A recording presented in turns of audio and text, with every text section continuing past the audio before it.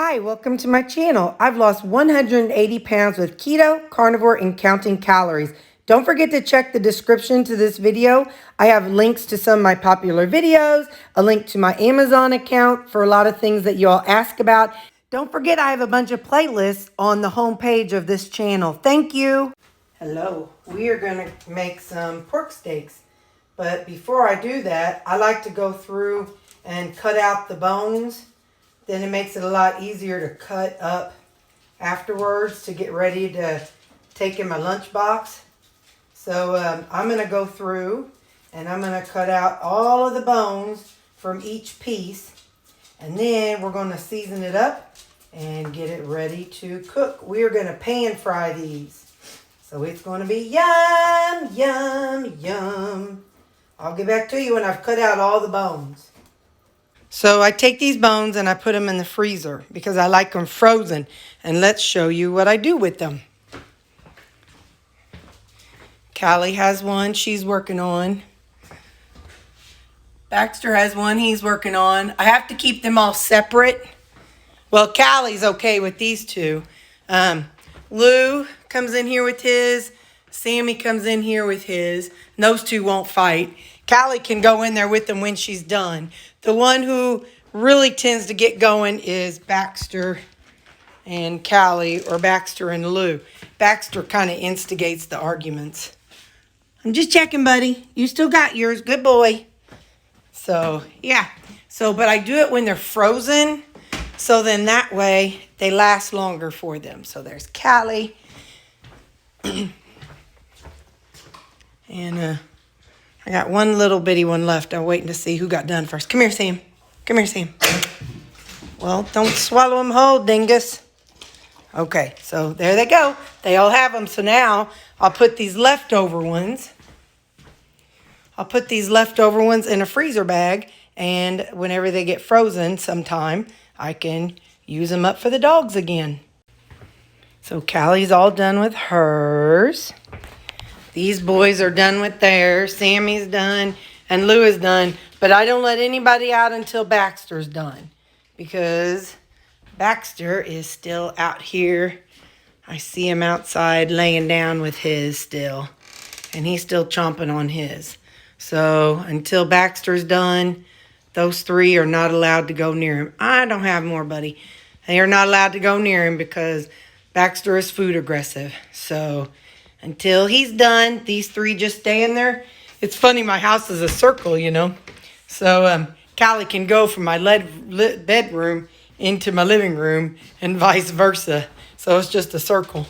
But, oh yeah. Ain't that right, Callie girl? There's Lou. They all went in there and they're like, we want out, but nope, we got to wait till Baxter's done.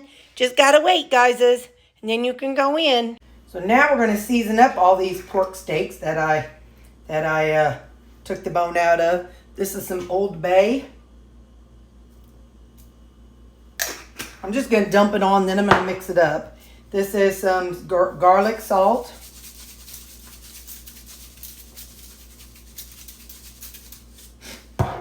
This is some sage. Several of you had said sage goes really good with pork. This is some of that Kinder's wood fire garlic.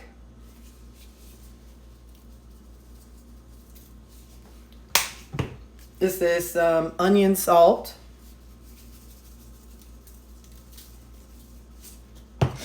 This is smoked hickory salt.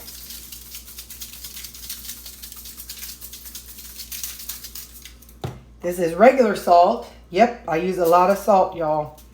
For those who eat clean, the only salt you get in your food is what you put into your food.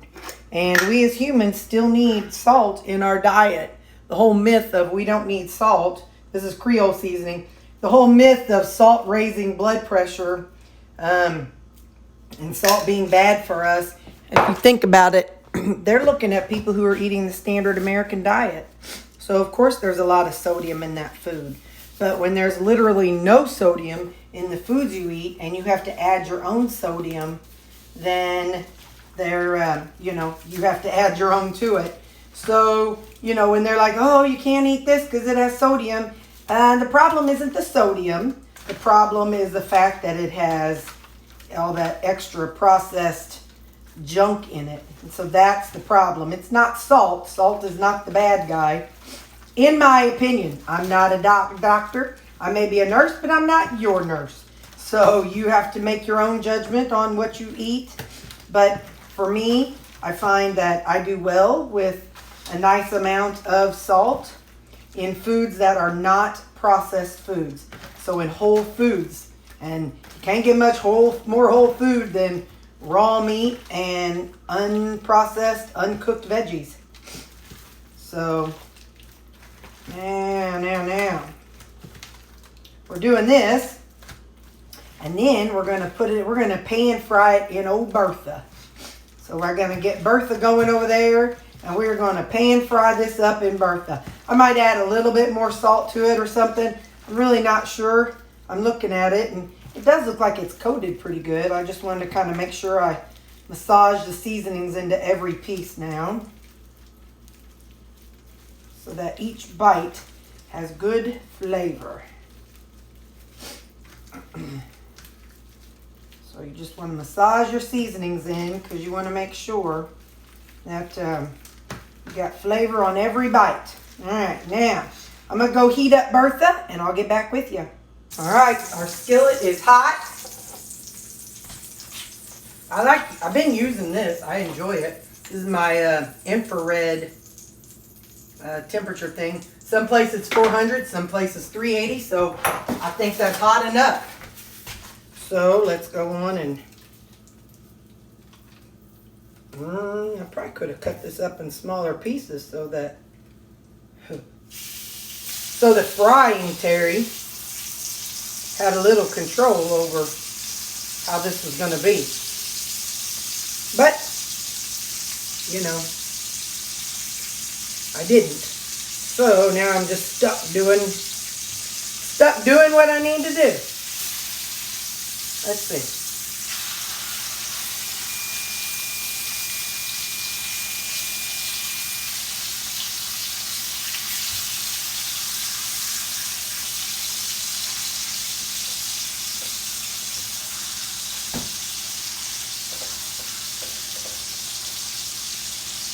There we go. I think that's flat. All right, I'm going to cover it for about 4 minutes. And in the meantime, I'm going to cut some of these up. Okay, it's been 4 minutes. See if we can get these things, get it all turned over here. Might have to angle it a different way.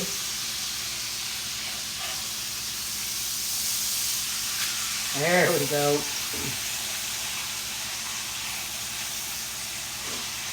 Okay.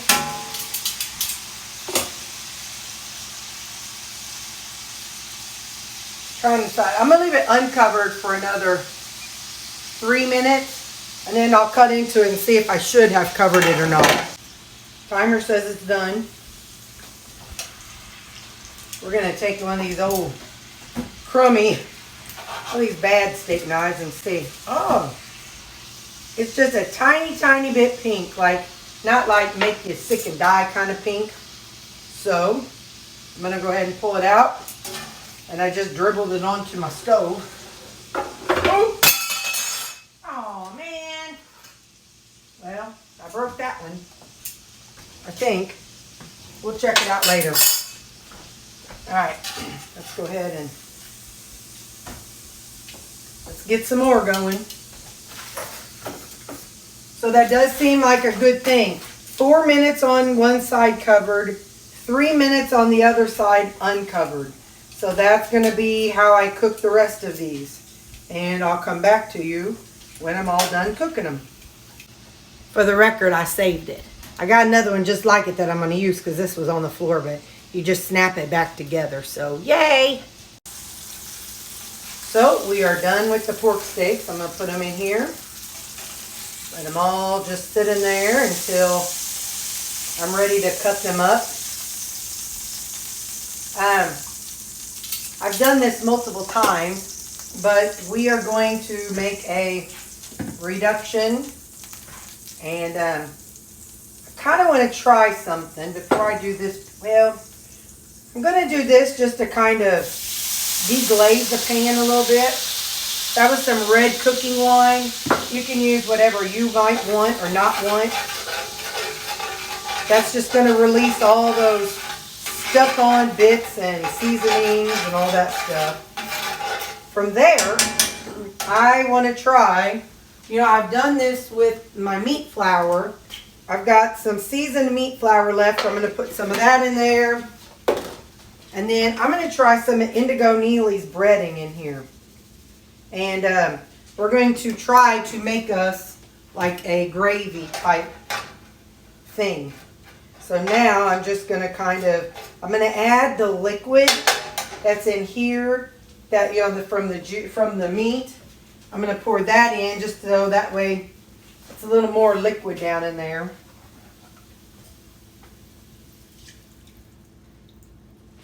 Okay. So now we're just going to kind of make us a little paste. And then we're going to add water. Now you could use all kinds of stuff. You could use milk. You could use heavy cream, half and half. I know there's all kinds of things that you can do if you want it to be like a milk gravy. So y'all know I watch that Brenda Gant, and she makes like a meat gravy, but hers, she uses water. Now, sometimes she does make a creamy gravy like with milk or whatever she uses. But we're going to make this into a meat gravy and use water instead. So I'm like, hey, that's a whole heck of a lot less calories. We'll try that much. That's the pitcher that I use to put water into the dog bowls. They don't drink out of it. Don't freak out on me. That's just what I carry water from the sink to the bowls in. So now I'm just going to kind of do this for a while. And then I'm probably going to work on cutting these up in between stirring. And whenever I might have to add some glucomannan to thicken it up a little bit. When I get there, I'll let you know. But I'm just going to kind of let this all kind of simmer for a little bit. And I'll be back. What I did was I made a batch of that Indigo Neely breading, which is 2 ounces pork rinds, 10 grams of gelatin, and 40 grams egg white powder. It's either 40 or 90. I think that's a 4. Anyway, I named it Indigo breading. So I keep this in my freezer. So, all right, I'm going to cut up the meat now. Okay. So it's still pretty thin. And to thicken it up, you can use whatever you want. I've got glucomannan. I prefer glucomannan instead of, I forget that other thing people use. I always think that other one is slimy. I don't use it very often. I quit using it, and so I done forgot the name of it. But I just keep glucomannan in that little container. I have a Amazon storefront, and it's just all the different things that I like and I use. So if you log into it, you can see, if you watch a video and you're like, oh, what kind of glucomannan does she use? So it's marked on my Amazon storefront. And I've got other things in there, some non-keto stuff too that people ask me about. So I'm going to do that and just kind of let this thicken up a little bit. I'm going to try to warm it up just a little bit more. I just come over about every, a minute or so. I got 2, 4, 6, 8. I have 9 servings of pork steaks. I'll show you. Hold on. So see these? There's 9 of them. And they're all 7 ounces. So I like to cut up my meat because I don't eat at home and I don't feel like taking a steak knife or, cutting up a bunch of meat at work. So I cut them in just small bite-sized pieces. They're a little underdone, which is fine because I microwave my food at work for 2 minutes. So that helps everything get a little more cooked. So if I can do, I prefer to get things underdone more so than overdone. So now after the gravy, we'll just see if they can get it in some of these. But let's get back to the gravy. And this is very much carnivore. You know, I mean, it's just meat. And the breading I used was, like I said, it was meat flour and Indigo Neely's meat flour, or Indigo Neely's breading. Now, this glucomannan, that might not be, but you don't have to make the gravy if you don't want to. And, or you can use, why can I not remember it? I dislike it. I guess my brain has blocked it out. You can use whatever that other stuff is to thicken up your gravy, or don't have any gravy. You know, you don't have to have gravy. This is just what I'm doing today. So, but don't get too much of this stuff. I found out the hard way. It made it like glue. I had Bega shrimp glue instead of Bega shrimp soup. That was a disaster. Still tasted good, but man, was that a thick disaster. So now I'm just going to kind of do this until it thickens up. And when it thickens up enough, we'll put it over there in the thing. I should taste it. I think I'm going to put a little of this smoked salt in it. It definitely needs salt in it. So I'll do some of this hickory smoked salt. And I'll put a little bit of onion salt. Now, let's see how that works. You know, as soon as I upload this video and get it edited, as soon as I edit this video and get it uploaded to YouTube, I'll be like, oh, the word was whatever it was. So I won't even have a chance to put in the word. What is it that people thicken up stuff with? I just, like I said, I don't like it, so it always gets slimy for me. Oh yeah, that's better. And this is starting to thicken up a little bit. It's not just watery now. So I'm going to keep stirring until it's a little bit thicker, and then we'll put some into our pork steaks. If this was going to be an Alfredo type sauce, I would add some different cheeses to it. Like I said, I'm trying to keep this lower calorie. But if you wanted to, you could add a couple ounces of cheese, a couple servings of cheese, and again, you could add cream, milk, whatever fits your macros. But I'm going to leave it right here because as this cools down and sits longer, it does thicken up a little bit. So here's the consistency right now. It's just like a gravy you buy, like a turkey gravy, or a like a pork gravy that you buy. So again, it will thicken up more as it sits. So we're going to take it over to our pork steaks. So here's the assembly line. I'll just pick up from the farthest one. What I want to do is I want to tilt this so that I want to totally fill up the spoon and do one scoop in each. So I'm going to do one scoop in each serving, and then I'll come back and we can see how much is left. So I'll keep going with this, and I'll get back when I see how much is left after one scoop in each of them. They all have some, and that's about how much is left. So now I'll take one scoop and divide it by 2 and see how much is left after that. So 1, 2. And I'll put these at the top end and work my way down. And here we are. We have 9 servings of pork steak and pork gravy. And so I'll put the lids on them and I pop them in the freezer. And then I just grab out my food. I grab out 2 items each night and put them in rotation. I never know what I'm grabbing. It's just as much of a surprise to me as it is to you guys. So I'll put these lids on and get them in the freezer. So the way this works is this weekend I made several different things.